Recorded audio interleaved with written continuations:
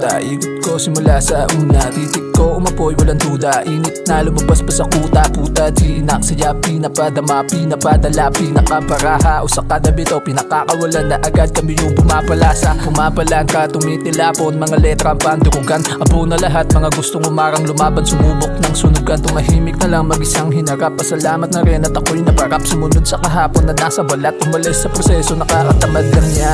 Nanatiling gusto matuhaw sa ilalim ng yardang walang hatakan. Paano kasi mga batang inubog sa fluid yan laging kinakalagan. O tumodo ka man pag kami na tumitik, umirit ka man, butata ka sa hilig na galing sa isip na kahit ipilit itago na parang gustong inipipit. Na parang ngayon na sana ulit na itigil ko. Kumatay na rapper palagi sa sulat ang gustong sabihin at hilig ko. Kung ako mawalan na ng gana, sumulat bumasa, takip na sa butas, munti kong pamana. Malabong kumupas yung nasa pisara, malalim sumugat likang mga bara.